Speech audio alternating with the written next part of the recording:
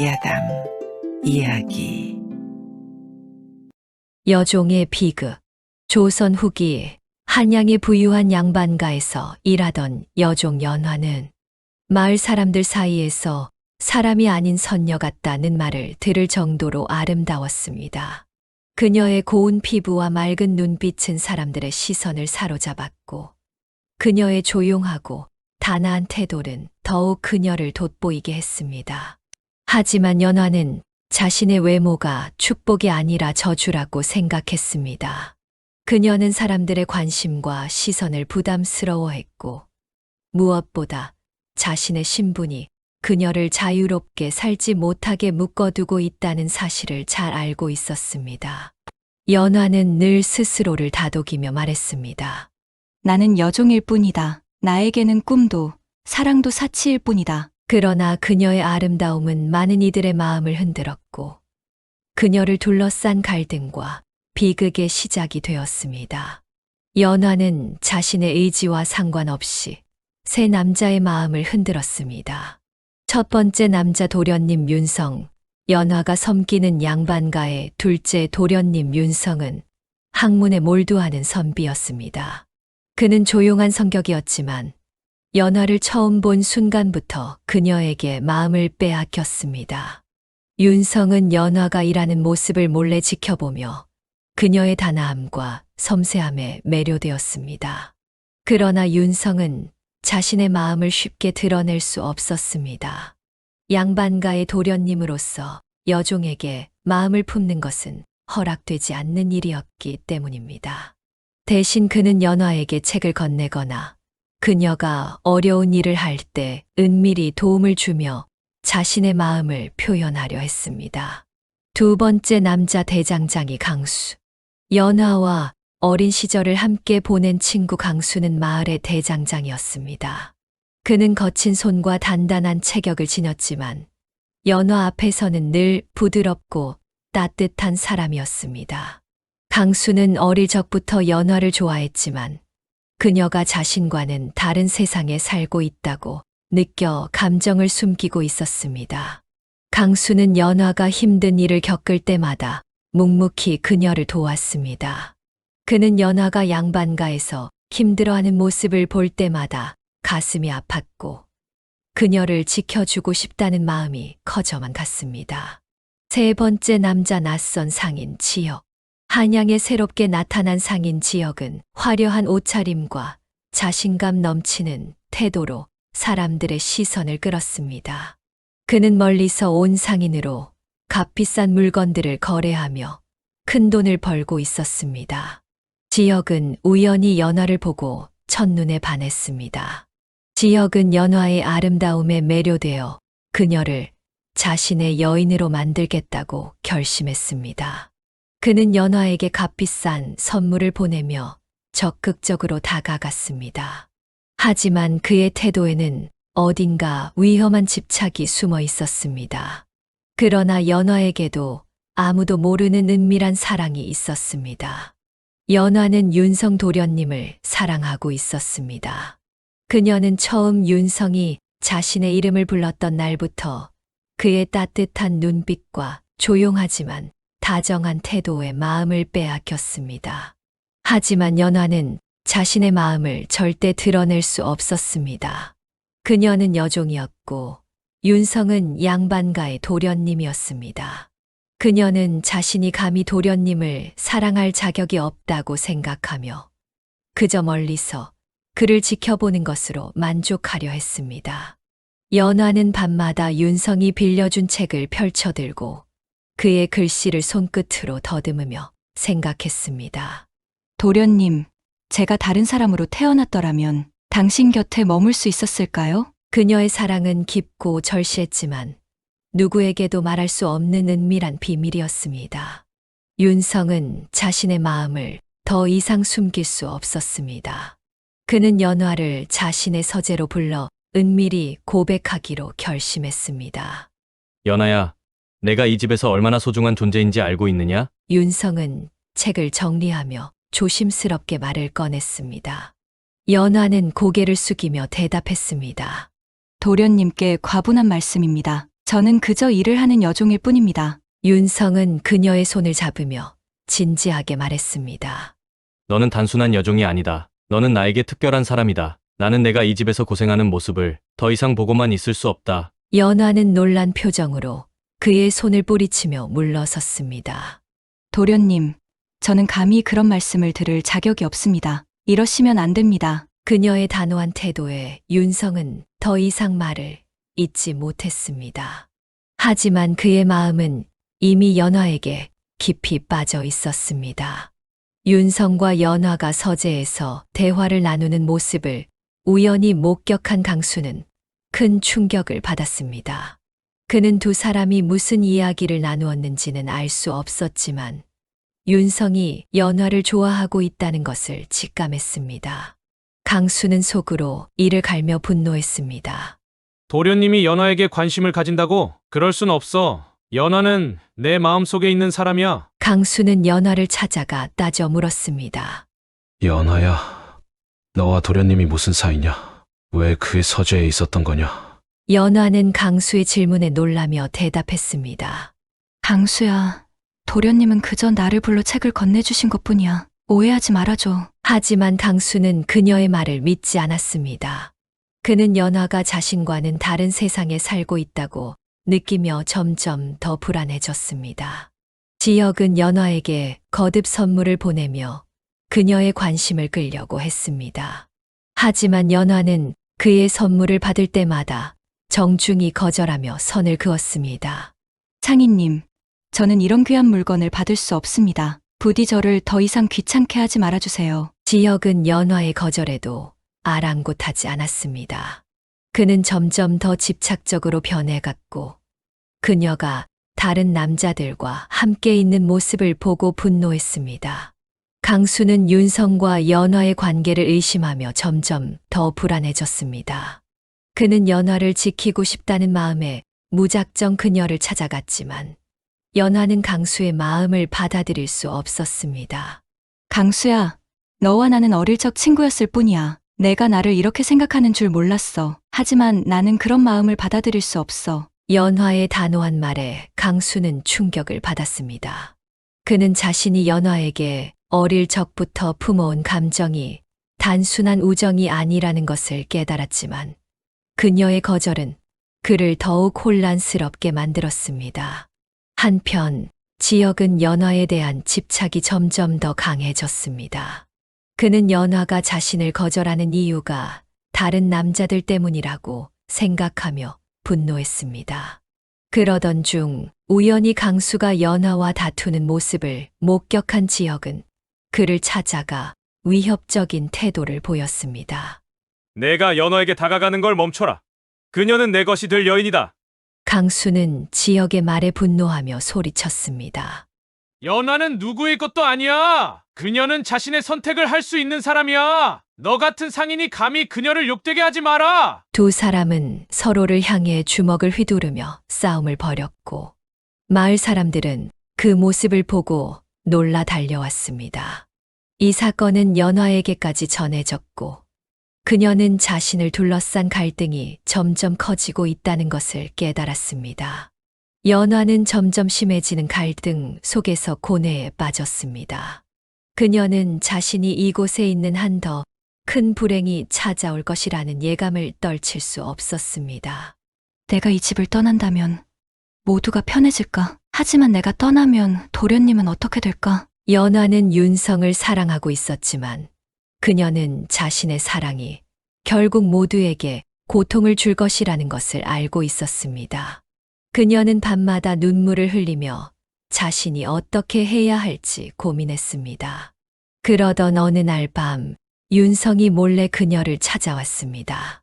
그는 연화에게 간절히 말했습니다. 연아야, 너를 이 집에서 벗어나게 해주고 싶다. 너를 자유롭게 만들어주고 싶다. 내가 너를 데리고 떠나겠다. 어디든 너와 함께 가겠다. 윤성의 말은 연화의 마음을 흔들었지만 그녀는 고개를 저으며 대답했습니다. 도련님, 저는 도련님과 함께 할 수 없습니다. 제가 도련님 곁에 있으면 더 큰 불행이 찾아올 것입니다. 저를 잊어주세요. 윤성은 연화의 말을 받아들일 수 없었지만 그녀의 단호한 태도에 더 이상 말을 잇지 못했습니다. 지역은 연화를 자신의 것으로 만들기 위해 계략을 꾸미기 시작했습니다. 그는 연화가 일하는 양반가의 주인에게 접근해 그녀를 사겠다고 제안했습니다. 저 여종을 제게 파십시오. 값은 충분히 드리겠습니다. 양반가는 처음에는 거절했지만 지역이 거액의 돈을 제시하자 결국 그의 제안을 받아들였습니다. 연화는 자신이 지역에게 팔렸다는 사실을 알게 되었을 때 큰 충격을 받았습니다. 제가 상인의 집으로 가야 한다고요? 연화는 주인에게 간절히 호소했지만 주인은 냉정하게 대답했습니다. 너는 여종이다. 내가 어디로 가든 그것은 내가 선택할 수 있는 일이 아니다. 연화는 절망했지만 그녀는 지역의 집으로 가는 것을 거부하기 위해 도망칠 계획을 세우기 시작했습니다. 연화가 도망치려 한다는 사실을 강수가 알게 되었습니다. 그는 그녀를 돕기로 결심했습니다. 연아야, 내가 너를 도와줄게. 너를 안전한 곳으로 데려가겠다. 나만 믿어. 강수는 연화를 데리고 밤중에 몰래 마을을 빠져나갔습니다. 하지만 지역은 이미 그 사실을 알고 사람들을 보내 둘을 쫓게 했습니다. 지역의 부하들이 강수와 연화를 붙잡으려 하자 강수는 그녀를 지키기 위해 끝까지 싸웠습니다. 그는 연화를 도망치게 하기 위해 자신을 희생했고 결국 지역의 부하들에게 치명적인 상처를 입고 쓰러졌습니다. 연화야, 너는 꼭 자유롭게 살아야 한다. 강수는 마지막으로 연화의 이름을 부르며 숨을 거두었습니다. 연화는 강수의 죽음을 목격하며 깊은 슬픔에 빠졌습니다. 그녀는 자신 때문에 소중한 친구가 목숨을 잃었다는 죄책감에 괴로워했습니다. 강수의 죽음 소식은 윤성에게도 전해졌습니다. 그는 연화가 위험에 처해 있다는 것을 알고 그녀를 구하기 위해 결단을 내렸습니다. 연화를 지키기 위해서라면 내 모든 것을 버릴 수 있다. 윤성은 자신의 신분과 체면을 잊고 연화를 데리러 갔습니다. 그는 지역의 집으로 가 연화를 내놓으라고 요구했습니다. 연아는 너의 소유물이 아니다. 그녀를 풀어줘라. 하지만 지역은 비웃으며 대답했습니다. 너 같은 양반이 여종을 위해 여기까지 오다니. 하지만 연화는 이제 내 것이다. 내가 그녀를 데려가고 싶다면 나를 이겨야 할 것이다. 윤성과 지역은 연화를 두고 격렬한 싸움을 벌였습니다. 지역은 자신의 부하들을 동원해 윤성을 공격했지만 윤성은 끝까지 물러서지 않았습니다. 연화는 싸움이 벌어지는 모습을 보며 절규했습니다. 제발 그만하세요. 저 때문에 모두가 불행해지고 있어요. 하지만 윤성과 지역은 그녀의 말을 듣지 않았습니다. 결국 싸움은 윤성이 지역을 쓰러뜨리며 끝이 났습니다. 윤성은 연화를 데리고 떠나려 했지만 연화는 그의 손을 잡지 않았습니다. 도련님, 저는 도련님과 함께 할 수 없습니다. 제가 있는 한 더 많은 비극이 생길 것입니다. 저를 떠나주세요. 윤성은 그녀의 말을 듣고 눈물을 흘리며 대답했습니다. 연아야, 나는 너를 사랑한다. 너 없이는 살 수 없다. 하지만 연화는 윤성을 설득하며 말했습니다. 도련님께는 저보다 더 나은 삶이 기다리고 있습니다. 저를 잊고 행복하게 사세요. 그날 밤 연화는 조용히 자신의 방을 떠났습니다. 그녀는 자신이 이 세상을 떠나야만 모든 갈등과 비극이 끝날 것이라고 생각했습니다. 연화는 강이 흐르는 절벽 위에 서서 마지막으로 윤성을 떠올렸습니다. 도련님, 제가 다른 세상에서 태어났더라면 당신 곁에 머물 수 있었을까요? 그녀는 조용히 강물 속으로 몸을 던졌고 그녀의 죽음은 모든 것을 끝냈습니다. 윤성은 연화의 죽음을 알게 되었을 때 깊은 슬픔에 빠졌습니다. 그는 그녀를 지키지 못한 자신을 탓하며 평생 독신으로 살겠다고 결심했습니다. 지역은 그녀를 자신의 욕망으로 끌어들이려 했던 자신을 후회하며 한양을 떠났습니다. 암행어사보다 지혜로운 방마누라. 계절로 말하면 양춘가절 만화방창하는 시절이었습니다. 만천하에 선치선덕을 베풀자는 암행어사 박문수는 설이 옥졸 단속하고 닭만 남은 파립을 눌러 쓴 데다 실랭기 도포를 두르고 보따리를 걸머쥐고서 지팡이에 의지하여 마른 땅에 새을자를 그으며 산천초목도 눈여겨보면서 걸었습니다. 계곡이 흐르는 길을 따라 굽이굽이 돌았는데 그 길을 곰배곰배 쉬어가노라니 맑고 맑은 하늘이 갑자기 변덕을 부리기 시작하였습니다. 맑던 하늘에 검은 구름이 모여들어 주먹 같은 빗방울을 뿌려 먼지 바닥에다 콩마당질을 하면서 천지를 깰 듯한 뇌성이 울리었습니다. 박어사는 발걸음을 조여 피신할 꽃을 살피는데 빗줄기는 창대처럼 점점 더 굵어만 갔습니다. 그때 마침 골물가에 산막 같은 외딴 집이 있어서 주인을 찾지도 않고 처마 밑으로 들어섰습니다. 그러자 천지를 쪼갤 듯 요란스럽던 하늘에선 박비가 내렸습니다. 박어사는 산막 같은 집 추녀 밑에 웅크리고 서서 부연 빗발을 굽어보고 있었습니다. 물에 빠진 사람은 지푸라기도 쥔다더니 피신할 집을 찾을 때는 딴전을 보지 못했는데 정작 그 집 추녀 밑에 들어서서 비를 피하자니 메추리 꼬리 같은 처마 끝에서 뿌리는 비가 옷을 적심으로 딴 집이 없는가 하여 두루 살펴보니 맞은편 언덕 밑에도 새로 틀어 얹은 용마루가 보였습니다.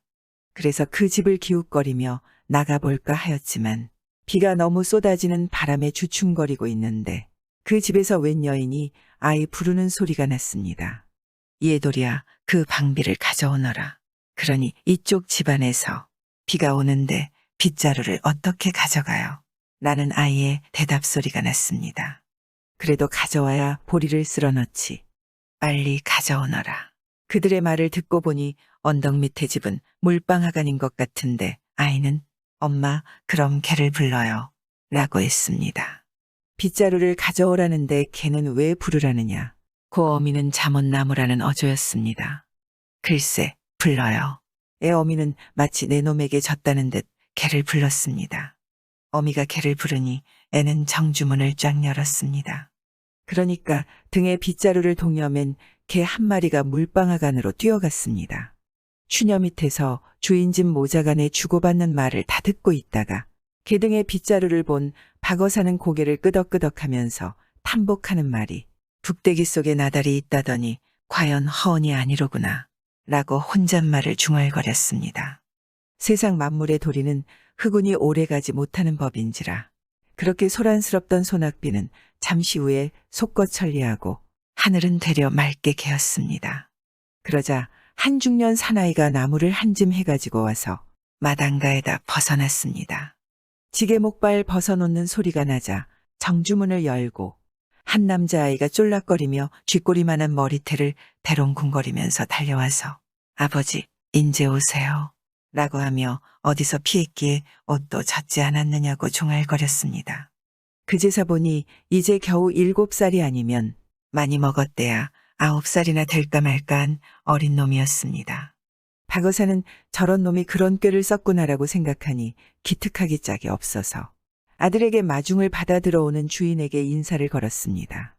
주인장이십니까? 예, 그렇습니다. 지나가는 행객이 주인장 계시지 않는데 처마 밑에 들어서서 비를 피하여 욕을 면했습니다. 천만의 말씀입니다. 집은 누추하지만 그래도 들어가서 쉬실 것이지 처마 밑에서 피하시다니요. 제가 없어서 그랬습니다. 이놈이 집안에 있었지만 철부지라서 하고는 아들을 책망이나 하듯 바라보았습니다. 인사를 나누고 보니 인품도 청수 같고 품덕도 12폭이라는 것을 알았습니다. 박어사는 인사를 다한 연후에 아이를 가리키며 이 애가 자제이십니까? 하고 물었습니다. 주인은 아들의 머리를 쓰다듬으며 그렇다고 하였습니다.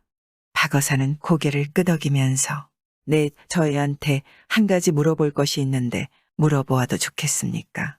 하고 물었습니다. 그러니 애 아버지는 아이고 이것한테 무엇을 물어보시겠습니까? 이놈이 나이는 8살이나 되지만 이런 산골에서 자라다 보니 본 것이 없고 또한 제가 이렇게 주제없이 살다 보니 글 한자 가르칠 방법이 없어서 배운 것도 없는데 이것한테 무엇을 물어보시겠습니까? 라고 하였습니다. 박어사는 얼핏 보아도 그 애가 영리할 것 같다고 하였습니다. 그러니 주인장은 소원대로 어서 물어보라 하여서 박어사는 너 이리 좀 오너라 하며 나비 손질을 하였습니다. 그 애는 주저치 않고 오졸오졸 걸어서 박어사 앞으로 왔습니다. 박어서는 닭비가 씻어간 마당에다 지팡이로 청송 한 그루를 척 그려놓고 소나무 가지에다는 매 한 마리를 그리고 소나무 밑에는 백발노인이 손을 쳐들고 매를 부르는 형상을 그려놓고서 예, 너는 이 노인의 연세가 금년에 얼마나 되는지 알 수 있느냐 하고 물었습니다. 그러니 애는 돌담 우란의 새앙쥐 눈알 같이 새까만 눈으로 박어사를 훑어보더니 예, 알만합니다 라고 하였습니다. 박어사는 너무 기가 차기도 하고 마음속으로 기쁘기도 하여 그럼 너 어디 말해보아라 하고 재촉하였습니다. 이 할아버지의 연세는 81살 같습니다. 박어사는 너무 어처구니가 없고 어안이 벙벙하여서 81살이라는 것을 내가 어떻게 아느냐 하고 물었습니다. 그러니 그의 대답하기를 이 할아버지가 매를 부르시느라고 손을 쳐들었으니 틀림없이 구구 하시지 않았겠습니까? 그러니 구구는 80일이 아닙니까? 라고 하였습니다. 박어사는 그 녀석이 어떤 대답을 하겠는가 하여 잠옷 초조하였지만 그렇게 소견 있는 대답이 나오리라고는 생각지도 못하여서 놀라듯 무릎을 탁 치면서 과연 북대기 속에 나달이 있고 개천에서 용이 났구나 라고 하면서 기뻐하였습니다. 집주인인 아버지는 영문을 몰라 기뻐하는 손님을 벙벙이 바라보기만 하는데 박어사 다가서며 자기의 신문을 이실직고 하고서 애를 자기에게 맡겨달라고 간청하였습니다. 그러면 서울로 데려가서 공부를 시켜 장차 나라의 동량지제로 되게 하겠다는 것이었습니다. 그의 아버지 역시 쾌히 승낙하여 그날 밤을 쉬게 되는데 보리밥에다 감자떡을 정렬하게 해주어서 먹고 이튿날 길을 떠났습니다. 박어사는 그 애를 앞세우고 뒤따르면서 보니 쥐꼬리만한 노란 머리태를 대롱거리며 아기작 거리는 것이 과연 귀여웠습니다. 그런데 그놈이 소견을 그리 높을지언정 걸음이야 빨리 걸을 리 없었습니다. 아기장거리다 곰배곰배 쉬다가 무인지경에서 날이 저물게 되었습니다. 날은 점점 어두워져서 앞을 내다보아도 첩첩산이요. 뒤를 돌이켜봐도 험한 산길이라 막막한 처지에 처하였습니다. 그래도 혹여나 산골 마을이 있는가 하여 더듬더듬 앞으로 걷는데 마침 먼 곳에서 불빛이 반짝반짝하였습니다. 박어사는 인촌이 있는 거라 생각되어 분합이 인양 찾아가 보니 외딴 집 한 채가 있었습니다. 아무튼 인가라 담장도 사립도 없는 집의 마당에 들어선 그들은 주인장 계십니까? 라고 주인을 찾았습니다. 그러자 관솔불을 밝혀들고 내다보는 것은 사나이가 아니라 여인인데 마치 연당 안의 연꽃같이 아름다운 그 각시는 누구를 찾느냐 하였습니다. 지나가는 행객이 날이 저물어서 하룻밤 유숙고자 합니다. 한즉 그 각시는 용모가 그러할 뿐 아니라 마음씨 또한 그러하여 선이 대답하면서 방문을 열어주었습니다. 박어사는 체면차를 처지가 못되므로 주인 댁이 인진하는 대로 방 안에 들어가 앉아 담배를 한 대 눌러 물었습니다. 그런데 그 담배 한 대도 채 타지 않았는데 저녁상이 들어와 받아놓고 수저를 들고 보니 반찬은 소담하지 않으나 정결하게 지은 데다 반주까지 바쳐서 겸상을 차려왔습니다. 박어사는 생각키를 저녁을 지을 새가 없었는데 웬일인가 하였지만 남의 유부녀에게 수다스레 물어볼 수도 없고 또한 시장하기도 하여 술을 들었습니다. 반주를 두어 잔 하며 보니 반찬도 맛깔스러워서 저녁을 맛있게 먹었습니다. 박어사는 저녁상을 물린 후 노독이 나서 옆으로 기대어 누웠으나 의심도 들고 취용도 나서 문틈으로 내다본 즉 수수한 몸차림을 한각시는 아랫목에 앉아서 등불을 밝혀놓고 침선질을 하고 있었습니다. 산천초목도 허수히 보지 않는 암행어사인지라 그는 혼자서 여러 가지 생각을 하였습니다. 대체 이 꽃 같은 각시가 어째서 이런 산속에서 홀로 사는지, 남편이 있다면 어디로 뭘 하러 갔기에 이리 늦게까지 돌아오지 않는지 그 연유를 알 수 없었습니다. 그래도 아이마는 옆에서 쌕쌕 잠들고 있었습니다. 박어사는 연유를 모르고 그냥 잘 수 없으므로 생각 끝에 어쩌나 보자고 문틈으로 내다보면서 마누라, 마누라 하고 넌지시 불러보았습니다. 젊은 부인은 마누라라는 말소리를 들었겠는데도 마이동풍이라더니 들은둥만둥 마치 어디서 무슨 바람이 불었느냐는 듯 그냥 그대로 앉아서 바느질만 하고 있었습니다. 박어사 생각키를 그렇게 실없는 부인이 아닌 걸 괜히 쓸데없는 말을 했다고 자책하고 있는데 밖에서 쿵하는 소리가 났습니다. 그러자 그때까지 그렇게 요지부동하던 부인이 바느질하던 것을 놓고 벌떡 일어나서 문을 열고 나가면서 오늘은 어째 일이 저물었나요? 라고 하였습니다. 하, 큰 놈을 만나서 그놈과 싸우다 보니 좀 저물었어. 박어사는 큰 놈이라는 말과 싸웠다는 말에 귀를 도사리고 있는데 각시가 돼지예요. 하고 물었습니다. 돼지라기보다 검은 황소라고 해야겠어. 그는 몹시 어지러우냥 밖에서 옷을 툭툭 털더니만 정지문으로 들어오는데 문틈으로 내다보니 한심하지 않을 수 없었습니다. 키는 구척인데가 깍지동 같은 몸집을 움적거리며 들어왔습니다. 면상을 볼진데 잔솔밭같이 구리구리한 눈썹 밑에 종지눈에서는 해달 같은 전기가 났고 남산코에 호수 같은 입이 쭉 째졌으니 생김을 보기만 해도 사천왕 같은 장사였습니다. 박어사는 그를 보자 가슴에 얼음장이 떨어졌습니다. 이른 젊은 부인의 도량이 넓어서 입을 떼지 말아야지.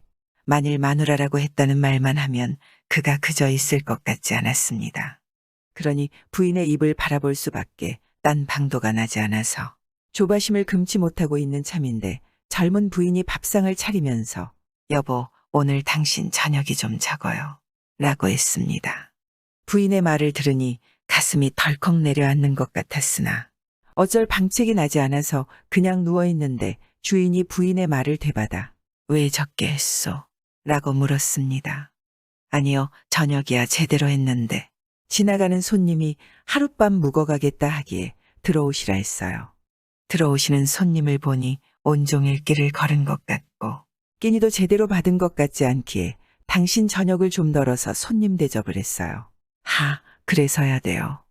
어쨌든 내 집에 들른 손님인데 새로 해서 대접하지 않고서 라고 부인을 잠옷 질책하는 것이었습니다. 그 말을 들으니 주인의 인품도 생김새와 같이 크남지인 것 같음이라 다소 한숨이 나왔습니다. 그럼 좋소. 저녁이 작으면 술을 찾아오. 라고 하였습니다. 부인은 대양푼에다 찰랑찰랑하게 갖다 주었습니다. 그는 수량푼을 받아들더니 잔이나 사발에다 떠서 마시는 것도 아니고 그냥 그 양푼채 들고 꿀꺽꿀꺽 마시는데 단숨에 다 마셔버렸습니다. 그러자 밥그릇을 올려놓는데 적다는 밤이 옹배기에 그득하였습니다. 그는 수량푼을 놓자 숟가락을 들어 가래질하듯 이모저모 탁탁 쳐서 한 옹배기에 밥을 몇 술에 다 퍼먹었습니다. 박어사는 누워서 재다보며 들으니 일은 생각할수록 난감하였습니다. 보기만 해도 장사인데 아무리 암행어사라 할지언정 서리옥조를 이 산 속에다 단속한 것도 아니므로 법은 멀고 주먹은 코앞에 있으니 이 일을 어쩌겠는가 사시불통이었습니다. 말은 이미 했으니 엎질러진 물이라 걷어 담을 수도 없는 일이라서 그 앞에서의 생사 여부는 오직 그 본인의 입에 달려 있었습니다. 그새간이 콩쪽만해서 그냥 누워있는데 부인은 밥상을 치우면서 여보, 오늘 내 별소리를 다 들었어요. 라고 하였습니다. 박어사는 그 말을 들으니 가슴이 조여들며 더욱 조마조마하였습니다. 무슨 말을? 하고 물으니 부인은 글쎄 윗방에서 쉬는 손님이 저녁을 드신 후에 날 보고 마누라라고 부르지 않겠어요. 그 말을 들으니 너무나 창피해서 어쩔 방도가 나지 않기에 그냥 못 들은 척했더니 다시는 또 말이 없습니다. 박어사는 그 말을 들으니 오장육부가 한꺼번에 내려앉는 것 같았습니다. 그런 놈이 어디 있나. 지나가는 놈이 고이 하룻밤 쉬어갈 것이지 남의 유부녀를 희롱한단 말이냐. 그런 놈을 그저 살려두어서 무엇에 쓰겠냐. 그까진 놈이야 도간에 든 쥐지 갈대 있나. 그 칼 가져오. 주인은 노기등등하였습니다. 주먹으로 때려도 박살이 날 것 같은데 칼까지 찾으니 박어사는 사지가 오그라들어서 옴짝달싹 못하고 있었습니다. 부인은 몇 번 말리다 할 수 없다는 듯 칼을 갖다 주었습니다. 주인인 그 장사는 칼을 받아 숫돌에다 썩썩 갈고 있었습니다. 칼을 가는 소리가 썩하자 박어사의 사대삭신이 오그라들어서 일어나 앉지도 못하여 그냥 그대로 꼼짝 못하고 누워 있었습니다. 주인은 칼을 다 갈자 담배를 한 대 피워 물고 일어섰습니다. 미구의 박어사의 목이 떨어질 찰나에 옆에 누워서 쌕쌕하며 자던 그 아이가 박어사의 귀를 잡아당기더니 여차여차 하라고 귓속말을 하였습니다. 그 애의 말을 들은 박어사는 대뜸 한숨이 후유하고 나왔습니다. 이때 아랫방에서는 주인이 칼을 들고 윗방 문고리를 쥐려고 할 때였습니다. 그때 박어사는 아이가 시켜준 대로 마누라, 마누라 하고 불렀습니다. 문고리를 쥐려던 주인은 생각키를 이놈이 내가 돌아온 것을 알 터인데 감히 또 마누라라고 불러 하여 오른손에는 칼을 쥐고 왼손으로 윗방 문고리를 쥔 채 서서 들으려니 또 마누라 마누라야 일어나 오줌 누고 자거라 하였습니다. 그러자 아이가 부스스 일어나더니 밖에 나가며 오줌을 쫄쫄 누고 들어왔습니다. 정지에서 이 모든 것을 엿들은 주인은 칼을 방바닥에 내던지면서 세상에 여편네 말을 안 듣는 장수 없다 하지만 여편네 말을 고지 듣는 놈같이 미련한 놈은 없다. 괜히 큰일 낼 뻔했군. 라며 혼잣말로 중얼거렸습니다. 그리고는 여보 술상치리오 라고 노여운 소리를 하고는 되려 방문을 열고서 손님 쉬십니까? 하였습니다. 박어사는 모르는 척하면서 일어나니 주인이 먼저 네, 이 집 주인이 올시다. 사냥을 갔다가 이렇게 늦어졌습니다. 라고 인사를 청했습니다. 박어사는 주인장이십니까? 저는 밀양 바까올시다. 주인장이 계시지 않은데 부인한테서 이렇게 후한 대접을 받아 감사함을 이루 다 여쭐 수 없습니다. 라고 하였습니다. 아, 거 무슨 말씀입니까? 제가 없어도 날이 저물면 쉬어가셔야죠. 그런데 저 앤 누구입니까? 예, 그 애는 제 손자올시다. 예, 그럼 동자도 일어나라 하시죠. 박어사는 자는 애를 깨웠습니다. 그러자 그 애는 눈을 부비면서 부스스 일어났습니다. 주인은 그 애를 보고 고난 모양이로군. 야, 너 성이 무엇이냐? 라고 물으니 그 애는 박가요. 라고 대답했습니다. 박가라, 이름은 무엇이냐? 마누라예요. 박마누라라. 야, 이름도 허허. 주인은 너털 웃음을 웃었습니다. 그때 주한상이 들어와서 주객간에 술을 나누며 세상살이를 서로 주고받으면서 하룻밤을 보냈습니다. 이튿날 아침 대접을 잘 받은 박어사는 주인과 인사를 나눈 후 그 애를 데리고 떠났습니다. 박어사는 또 그 애를 앞세우고 뒤를 따르면서 생각하니 자기는 그래도 각종 묘리를 써서 만천하의 선치선덕을 베푸는 어사라고 해서 팔도강산의 이름이 나기는 했지만 시골 산골에서 자란 8살 먹은 애만한 궁리도 없다고 자탄했습니다. 그러는데 그 애가 돌아서면서 나는 도로 돌아가겠어요. 라고 하였습니다.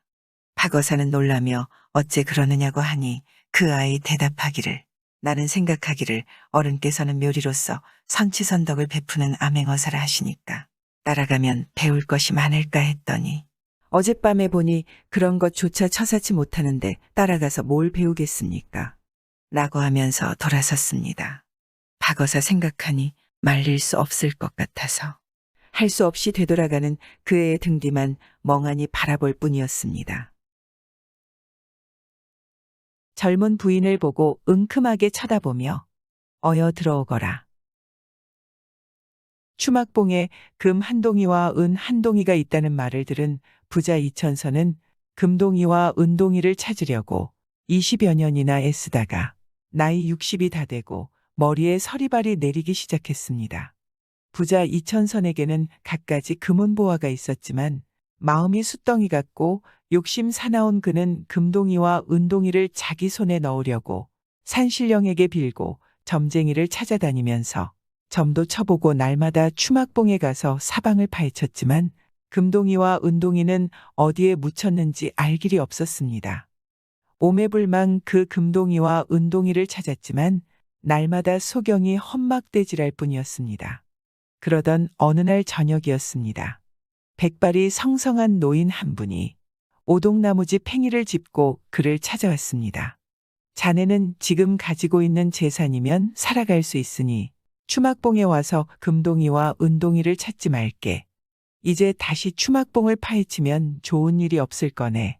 그 두 동이의 금과 은은 자네 것이 아니네 라고 노인이 말하니 이천서는 백발노인 앞에 무릎을 꿇고 앉으며 물었습니다.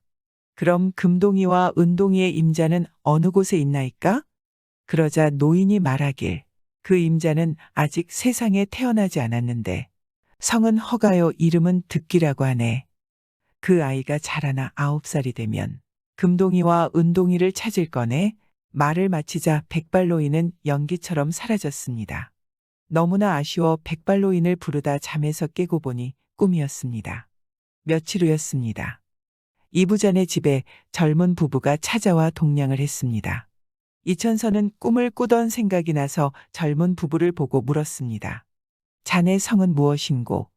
소인의 성은 허시올시다. 이부자가 다시 살펴보니 여인은 만삭이었습니다. 부자는 엉큼한 마음을 품고 웃으며 젊은 부부를 대하였습니다. 집 없이 밥동량을 다니는 자네들의 신세가 참 가엾네. 젊은 부인이 만삭인데 다른 곳에 가지 말고 행랑채에 있게나. 너무도 뜻밖의 일이라 젊은 부부는 눈물이 그렁하여 이부자에게 연신 고맙다며 말했습니다. 은혜 백골란망입니다. 골뱅이처럼 집을 등에 지고 다니는 사람이 어디에 있겠나. 자 어서 들어가세. 이리하여 허신의 부부는 이천선부잔의 사랑채에 살게 되었습니다. 얼마 후 허씨의 아내가 해산하였는데 애의 이름 때문에 궁금해한 부자는 마누라를 보내서 애의 이름을 알아오라 하였습니다. 한참 만에야 돌아온 마누라는 부자에게 애의 이름이 득기라고 말하였습니다. 그 말을 듣자 부자는 그럼 그렇겠지 하며 무릎을 쳤습니다. 주야장천 흐르는 세월은 흘러흘러서 득기가 세상에 태어난 지도 9년이 되었습니다. 허신의 부부는 외아들을 데리고 부자의 후한 보살핌으로 그럭저럭 끼니를 굶지 않고 살아갔습니다. 어느 하루 허신은 부자집 문 앞을 지나다가 우연히 안에서 들려오는 말소리에 걸음을 멈추고 귀를 기울였습니다. 여보 마누라, 올해는 저 행랑채에 있는 허간의 9년 빚을 몽땅 받아드리겠으니 마누라는 내 솜씨나 보구려. 라고 말하자 부인은 무슨 소리 하는지 모르겠다는 표정으로 아니 털면 먼지뿐인 그 녀석들이 어떻게 9년 동안이나 진 빚을 단번에 갚는단 말이에요. 허허허. 부자는 한바탕 너털웃음을 웃어대더니 꾸미야기를 하고는 마누라를 보고 이렇게 말하였습니다. 그렇게 되면 우리는 일시에 큰 부자가 되어 우리 영주는 금덩이를 베개로 삼고 잠을 잘 수 있단 말이요. 그러자 부인은 아유 그럼 왜 진작 말하지 않고 남의 속만 태웠나요? 쉿 낮게 말아온 남말을 새가 듣고 반말을 쥐가 듣는다고. 이제 다시는 이 말을 입 밖에 내지 말고 가만히 있다 내 솜씨나 보. 하면서 이 부자는 웃었습니다. 여기까지 들은 허씨는 제깍 자리를 피하였습니다. 그제 허씨는 부자가 9년이나 선덕을 베풀어준 고약한 심사를 알게 되었습니다. 9살 난 득기는 매일 산에 가서 놀기를 특별히 즐기었습니다.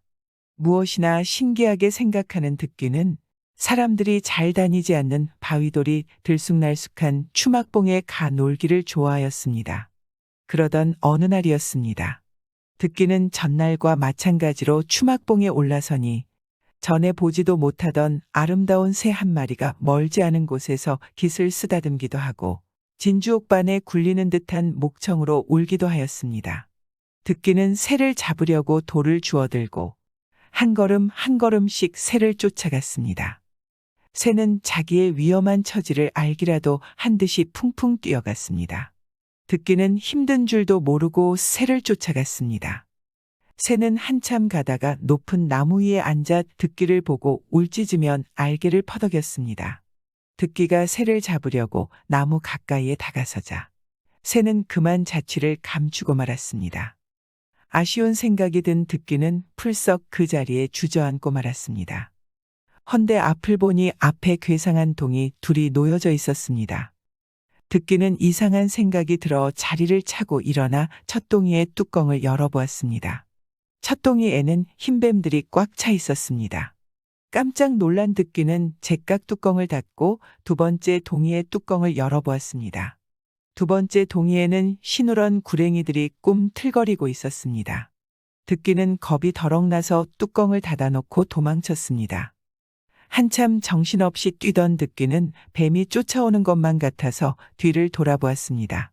그런데 이상하게도 근방까지 있던 동이는 간 곳 없고 그 자리에 큼직한 돌 2개가 놓여 있었습니다. 집으로 돌아온 득귀는 낮에 본 이상한 뱀동이 이야기를 시시콜콜 아버지한테 말하였습니다. 그날 밤이었습니다. 백발이 성성한 노인이 오동나무 지팽이를 짚고 와서 허씨를 보고 말하였습니다. 오늘 자네 아들이 본 2동이의 뱀은 금과 은일세, 내일 애에게 금과 은을 가져가되 욕심을 너무 쓰지 말게. 허씨는 잠에서 깨어보니 꿈이었습니다. 이튿날 허씨는 아들에게 산에 가서 어제 본 2동이에서 각각 돌덩이 하나씩 가져오라고 부탁하였습니다. 득귀는 전날과 마찬가지로 아침 일찍 추막봉에 올라가 놀다가 괴상한 동이를 찾아갔습니다. 헌데 어제 자취를 감추었던 동이가 그대로 그 자리에 가지런히 놓여져 있었고 그 속에는 뱀이 아니라 돌이 들어 있었습니다. 득귀는 아버지의 분부대로 첫 동이의 뚜껑을 열고는 제일 큰 흰돌 하나를 꺼내고 2번째 동이에서는 누런 돌을 꺼내가지고 길을 돌아섰습니다. 몇 걸음 내려오다 뒤를 돌아보니 동이는 온데간데 없었습니다. 득귀는 단숨에 집으로 돌아와 아버지한테 가져온 돌을 내놓았습니다.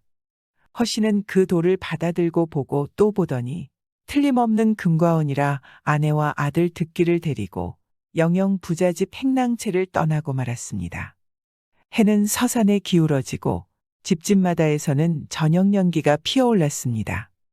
헌데 유독 허신의 연통만이 연기를 토하지 않았습니다. 부자는 이상한 생각이 들어 행랑채 문을 열어 제꼈습니다. 집안에는 사람 그림자도 찾아볼 수 없는데 부엌한 가마뚜껑 위에 흰 종이가 펄럭펄럭하였습니다. 이 부자 종이를 들고 보니 흰 종이에는 이런 글이 적혀 있었습니다. 주인의 후한 보살핌의 소인은 금과 은을 가지고 갑니다. 금은을 탐내어 허신의 부부를 맞아들인 부자는 닭 쫓던 게 담벽 쳐다 보듯이 입을 해벌리고 말았습니다. 그 일로 하여 우라병이 터진 부자는 오래 살지 못하고 저승으로 가고 말았습니다. 의좋은 형제에게 어여쁜 새색시가. 옛날 한 동네에 철돌이와 차돌이라는 2 형제가 살고 있었습니다. 의지가 없이 근근득식으로 살아가던 그들은 금전판에 가면 돈벌이가 잘 된다는 말을 듣고 금전판으로 찾아갔습니다. 금전판 주인은 쌀아금은 주인에게 바치고 콩알보다 더 큰 금덩이는 파내는 사람이 가진다는 것이었습니다. 그날부터 2 형제는 금정판에서 부지런히 일했습니다. 헌데 금전판에서 10년을 하루와 같이 일했으나 콩알 같은 금은 보지도 못했습니다. 형제는 금전판에서 노총각이 되었지만 은전 한 푼 벌지 못하였습니다. 철돌이와 차돌이는 그래도 오늘일까 내일일까 하며 금전판에서 부지런히 일했습니다. 그러던 어느 날 밤 2 형제가 막장에 나가 일하는데 이상한 돌이 막장 한켠에 삐죽이 나와 있었습니다. 금을 캐려고 그 돌을 빼내니 반발이나 길게 생긴 돌은 보통 돌보다 얼마나 더 무거웠는지 몰랐습니다. 이상한 생각이 들어 바닥에 고인물에 씻어보니 신우렁금이었습니다. 10년 동안 흘린 땀이 헛되지 않았습니다. 2 형제는 기쁨에 겨워 금을 만져도 보고 들어도 보았습니다. 이튿날 2 형제가 발반이나 되는 금을 캤다는 소문이 온 금전판에 퍼졌습니다. 금전판 주인도 난생 이렇게 큰 금덩이는 처음 보았는지라 상당히 좋아했습니다. 하지만 제가 내놓은 법이라 숱한 사람들 앞에서 그 금덩이를 빼앗을 수 없었습니다. 철돌이와 차돌이는 더는 지체하지 않고 친구들과 작별 인사를 하고 고향길에 발길을 돌렸습니다. 고향으로 돌아가는 그들에게는 꿈도 많았습니다.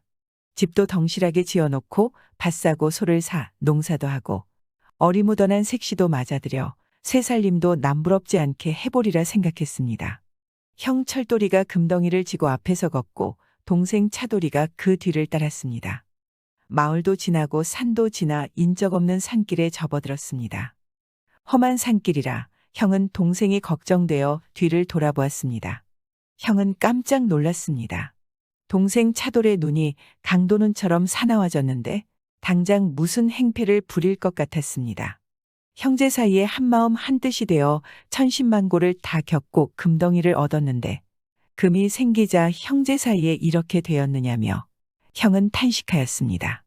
철도리는 금을 지고 한참 걷다 아무래도 무슨 일이 생길 것 같아서 금을 동생에게 넘겨주었습니다. 동생 차도리는 좋아 웃으며 형에게서 금을 받아 지고 걸었습니다. 황금은 혹사시며 인심은 조석변이라더니 정말 그랬습니다. 동생에게 금을 넘겨주고 동생의 뒤만 따르던 형도 엉뚱한 생각이 들었습니다. 저놈이 금을 혼자 독차지하려는구나. 내 놈을 가만두지 않을 테다. 형은 이런 생각을 하며 이를 악물었습니다. 하지만 피로 나눈 형제인데 형제 간의 정을 어찌 금에 비하랴. 이런저런 생각을 하다 보니 두 형제는 어느 사이에 역마루에 올랐습니다. 그들은 길 옆에 나란히 앉아서 땀을 들이게 되었습니다. 이때다 싶어 형 철도리는 동생 차도리를 보고 속심의 이야기를 했습니다. 동생, 우리는 막장에서 갖은 고생을 다하며 일할 때도 한마음 한뜻이 되어 일했네. 그런데 황금이 생기고 보니 형제 사이가 달라지는 것 같네. 나는 우리 형제 간의 정을 해칠까 겁나네. 그러니 이 금을 어떻게 처리하면 좋겠나. 형 철도리가 이렇게 말하자 동생 차도리도 마음속에 도사리고 있던 무서운 생각을 내놓았습니다. 형님이 금을 지고 걸을 때 내 마음도 불시에 변하여 하마터면 형님을 해칠 뻔했어. 이까지 금 때문에 우리 형제 사이에 무슨 일이 생길지 모르겠어. 형님, 이 금을 버리고 갑시다. 내 말이 옳다. 동기도 윤기도 몰라보는 이까지 걸 해서는 뭘 하겠니. 던지고 가자. 두 형제가 합의되자 그들은 10년 동안 고생하던 끝에 얻은 금을 혈마루 천지꽃 뿌리 밑에 헌신짝 던지듯 던졌습니다. 금을 뿌려 던지고 나니 마음도 거뜬하여 두 형제는 발걸음도 가벼워졌습니다. 날이 저물자 두 형제는 역 밑에 있는 주막집에 들어 자게 되었습니다. 저녁을 먹자 두 형제는 자리에 누웠습니다. 피곤에 지친 형은 자리에 눕자 코를 드렁드렁 골며 잠에 골아빠졌습니다. 헌데 동생은 잠은커녕 눈이 점점 말똥말똥해졌습니다. 금 생각이 나서 도저히 잠을 이룰 수가 없었습니다. 그는 형이 잠든 기회를 놓칠세라 살그머니 문을 열고 나와서 오던 길을 따라 영에 올랐습니다. 숨이 턱에 닿게 영에 오른 동생은 영에 오르자 바쁜 숨도 돌릴 새 없이 천지꽃 뿌리 밑을 살폈습니다. 순간 그는 놀라 악 소리를 지르고 뒤로 물러섰습니다. 구렁이는 사람을 보자 머리를 축혀들고 입을 벌쩍 벌리며 사나운 눈에 불을 일궜습니다. 차도리는 온몸에 소름이 끼쳐 떨었습니다.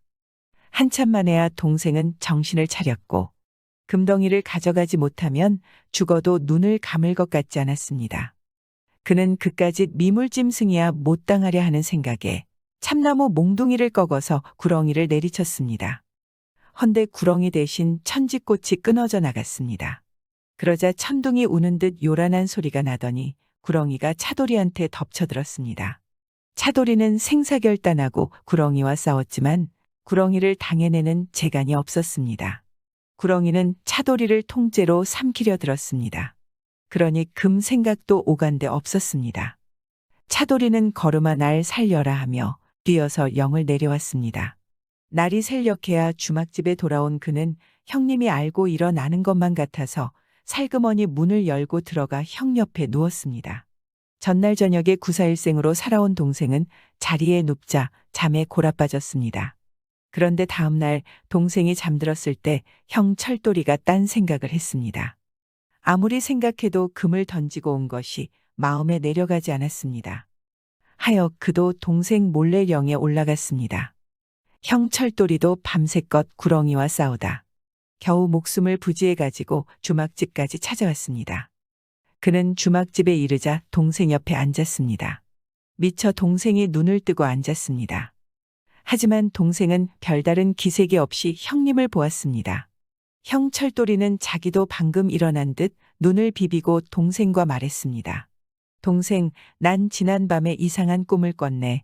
형 철도리는 지난밤 자기가 겪은 일을 꿈 이야기로 엮어서 자초지종을 다 말했습니다. 그러자 동생이 또 말했습니다. 형님, 전날 밤에 나도 그와 똑같은 꿈을 꾸었어. 동생이 또 같은 꿈 이야기를 하자 형은 동생을 보고 물었습니다. 동생도 그런 꿈을 꾸었구만. 동생 꿈이란 허황한 건 아닌데 동생이 혹시 그런 일을 실제로 겪고 하는 소리 아닌지 형이 이렇게까지 묻자 동생은 형님의 손을 잡아쥐었습니다. 형님, 제발 한 번만 용서해 주오. 실은 꿈 이야기를 한 게 아니라 형님 몰래 금을 가지고 가려다 하마터면 그 구렁이한테 죽을 뻔했어. 동생은 눈물이 그렁해서 형님의 손을 잡고 빌었습니다. 그러자 형 철돌이가 또 동생 차돌에게 빌었습니다. 내가 형질 못하겠다. 내 마음도 숫덩이 같이 변하였었네. 나도 동생한테 꿈 이야기를 한 게 아닐세. 동생, 우리 빨리 고향에 가서 마음 맞춰 손 맞춰 농사일이나 합세. 이러다간 그렇게 다정하던 우리 형제가 원수가 되겠네. 두 형제는 고향에 돌아와 농사를 지었습니다. 그런데 얼마 지나지 않아 구렁이가 행패를 부려 길손들은 영을 넘지 못하고 백리길을 돌아다녔으며 등진군이 영을 넘지 못하여 사람들은 소금도 먹지 못하였습니다. 이 소문을 들은 두 형제는 자기들 때문에 숱한 사람들이 욕을 본다고 생각했습니다. 하여 그들은 구렁이를 잡아 없애고 백성들을 편안하게 살게 하려고 병기를 들고 영마루를 찾아 올랐습니다. 영마루에 오르니 구렁이가 꽈리를 틀고 있었는데 누런 구렁이 몸뚱이가 눈부신 빛을 뿌려 눈을 뜨기조차 어려웠습니다. 사람을 본 구렁이는 주홍같이 입을 쩍 벌리고 그들 형제를 통째로 삼키려 들었습니다. 백성들을 해치는 화근을 없애버리라 마음먹은 두 형제는 도끼를 휘두르며 구렁이와 싸웠습니다. 구렁이가 쭉 내달아올 때면 좌우 수목들이 쫙 갈라지며 바람이 씩씩 일고 형제들이 도끼를 휘두를 때 보면 허공 중에 번개가 번쩍번쩍 이는 것 같았습니다. 두 형제는 구렁이와 반나절이나 싸웠습니다. 헌데 도끼가 번쩍하고 번개를 일구며 구렁이를 내리쳤는데 두 형제의 도끼는 신통이도 구렁이의 허리 한복판에 가서 박혔습니다. 구렁이는 천둥 같은 비명을 지르더니 두토막이 되어 나뒹굴었습니다. 그런데 두토막이 된 구렁이는 구렁이가 아니라 두토막으로 꽃같이 갈라놓은 황금이었습니다. 황금덩이는 두 토막으로 갈라졌지만 형제의 마음은 하나로 굳게 이어졌습니다. 의좋은 형제는 백성을 해치는 화근을 뽑아버리고 황금덩이를 하나씩 메고 고향에 돌아왔습니다. 의좋은 형제는 금을 팔아 산뜻한 초가삼간집 두 채를 짓고 소와밭도 사서 의좋게 농사를 했습니다. 살림이 해마다 펴이는데 마음 좋고 어여쁜 색시까지 들어와 형제지간의 화목을 도모하며 남 부러운 게 없이 잘 살았다고 합니다. 선비가 자고 있는 과부 허벅지에 다리를 올리는데 옛날에 한 선비가 있었는데 나이 30이 되도록 글공부를 하다가 서울 과거보러 떠나게 되었습니다. 돈이나 있는 집 선비여서 떠날 때 말잔등에 돈을 잔뜩 싣고 떠났습니다.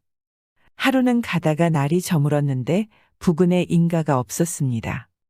하는 수 없이 또 얼마를 가니 외딴 집에서 불빛이 새어나왔습니다. 선비는 저녁이나 자고 가려고 집 앞에 가서 주인을 찾았습니다. 주인 계시오. 소복단장한 미모가 출중한 과부 여인이 주인 찾는 소리를 듣고 나왔습니다. 선비는 그 과부 여인을 보고 사정 이야기를 했습니다. 서울 과거 보러 가는 길인데 날이 저물어 하룻밤 자고 가자고 찾아왔습니다. 라고 말하자 과부 여인은 공손하게 대답했습니다. 어서 들어오십시오. 집에 들어가 보니 깨끗하게 꾸려놓은 단칸방인데 집안에는 다른 사람은 없었고 그녀만 있었습니다. 얼마를 말없이 앉아있느라니 주인집 여인이 저녁상을 차려놓았습니다. 손님께서 차는 없어도 많이 드시와요. 잘 차린 음식인데다가 주인집 여인이 정성스레 권하기까지 하니 선비는 배가 새간 나도록 잘 먹었습니다. 여인이 설거지까지 끝내니 단칸방에 둘이 앉게 되었습니다. 선비는 여인을 보고 물었습니다. 집의 주인은 어디 가셨습니까? 네, 우리 집 주인은 석 달 전에 세상 뜨시고 저 홀몸으로 지내옵니다. 남녀가 유별한 때라 남의 여자와 마주 앉아 말하기도 한데요. 말없이 앉아만 있자니 답답하기도 한데 그렇다고 단칸방에서 같이 누워 잘 수도 없었습니다. 그럭저럭 앉아있느라니 밤이 깊었습니다. 이때 주인집 여인은 일어서더니 사발에 물 한 그릇을 떠다 놓았습니다. 그리고 선비에게 말했습니다. 이 물을 한강으로 삼고 손님은 운목에서 주무시고 저는 아래목에서 잡시다. 단칸방이니 이러는 수밖에 없어요. 그러자 선비도 웃으며 말했습니다. 참 좋은 생각을 했습니다. 그렇게 합시다. 선비의 말이 끝나자 여인은 운목에 선비의 자리를 펴주고 자기는 자리를 펴고 아리목에 누웠습니다. 그런데 정작 자리에 누우니 선비는 잠이 오지 않았습니다. 나이 30이 다 된 사람이 꽃같이 고운 여인을 옆에 놓고 자자니 생각이 그녀에게만 쏠려서 어쩔 수가 없었습니다. 선비는 이 여인이 정말 절개가 굳은 사람인가 어디 한번 마음을 떠보리라 생각했습니다. 선비는 자는 채 하고 있다가 다리를 들어 여인의 허벅다리 위에 올려놓았습니다. 그러자 주인집 여인은 아이고 이 손님이 무척 곤했던 모양이구만 하며 다리를 들어 밀어놓았습니다. 선비는 한참 있다 또 다리를 들어 올려놓았습니다. 여인은 아무 말도 없이 또 다리를 살그머니 들어서 밀어놓았습니다. 선비는 얼마 지나서 또 다리를 들어 여인의 몸에 올려놓았습니다. 그러자 여인은 일부러 저러는구나 라고 생각이 들어 성을 냈습니다. 과거 보러 간다는 선비가 고약한 행실을 하네. 매를 맞아야겠다. 여인은 일어나서 불을 켜더니 밖에 나가서 회초리를 들고 들어와 선비를 보고 호령했습니다. 어서 일어나서 다리를 걷어요. 서울 과거 보러 가는 사람이 그게 무슨 행실인가요? 선비는 피할 방도가 없어 부끄러운 대로 일어나 선대로 다리를 걷어 올렸습니다. 여인은 조금도 사정을 두지 않았습니다. 짝짝 회초리 한 단이 다 부러지도록 선비를 때렸습니다. 한 단 나무가 다 부러져 나가자 여인은 더는 선비를 때리지 않고 그를 보고 말했습니다. 제가 오늘 밤에 그대와 혼인을 맺을 것 같으면 저승에 간 남편은 통곡할 것이외다. 선비는 매를 맞고 앉은 자리에서 밤을 새웠습니다. 날이 새자 주인집 여인은 그런 일이 없었다는 듯 아침 인사도 곱게 하고 아침상도 잘 차려서 선비를 대접했습니다. 선비가 아침을 먹고 떠나는데 주인집 여인이 좋아 나와서 부디 과거에 급제하고 돌아오시라고 또 곱게 인사를 했습니다. 선비는 서울에 당도하자 대감네 집의 주숙을 정하고 과거 볼 날만 기다리고 있었습니다. 선비는 서울 오다가 시골 여인한테서 매도 맞았는지라 다른 생각은 털끝만치도 아니하고 일체 바깥 출입을 하지 않고 주야로 글만 읽었습니다. 어느 날 저녁이었습니다. 그날 저녁에도 밤이 깊도록 공부를 하고 있는데 곱게 차려입은 한 부인이 문을 열고 들어섰습니다. 선비는 의아해하며 물었습니다. 그대는 누구인데 어인 연고로 남의 글 공부하는 방에 찾아 들어왔는고. 저는 이 집에 며느리 온데 남편이 세상 뜨고 홀몸으로 독수 공방하고 있사옵니다. 선비께서 이 방에 드신 줄은 벌써 알았는데 감히 찾아뵈옵지 못하고 오늘 찾아왔사오니 찾아온 정을 생각하시고 저희 정을 받아주시기 바라나이다. 시골 여인한테서 매를 맞고 단단히 다짐을 받은 선비는 그때 그 일이 눈앞에 되살아나 무서운 눈길을 해가지고 호령했습니다. 대감집 며느리로 이게 무슨 행실이요? 당장 참대가지라도 가지고 오시오. 그러지 않으면 천벌을 받으리오. 대감집 며느리도 피할 길이 없었습니다. 그는 대나무 가지를 찾아 들고 들어와서 아래 종아리를 걷고 선비한테 매를 맞았습니다. 선비도 추호의 사정을 두지 않았습니다. 그는 참대가지가 뚝뚝 부러져 나가도록 대감집 며느리를 치며 말했습니다. 대감집 며느리로 이게 무슨 행실이요? 내가 그대와 오늘 저녁에 연분을 맺으면 돌아가신 그대 낭군께서 통곡을 하리요. 이때 며느리 눈치를 보고 뜨락을 나와 돌던 시아버지가 이 문 앞에 와서 그 소리를 들었습니다. 짝짝 대나무 가지가 끊어져 나가는 소리도 들렸고 선비가 자기 며느리를 타이르는 소리도 들렸습니다. 대감은 그 방에 들어는 못 가고 속으로 그 선비를 절찬하였습니다. 며칠 지나 과거 시험을 보자 선비 과거 시험장에 들어가니 오늘 저녁에 그대와 더불어 인연을 맺으면 돌아간 남편이 통곡한다이라는 글재가 나왔습니다. 한다하는 팔도 선비들 이 과거장에 들어왔으나 그 글재를 풀이할 수 없었습니다. 하지만 선비만은 벌써 그런 일을 2번이나 당하였느지라 제껏 글재를 풀이하고 글을 지어 바쳤습니다.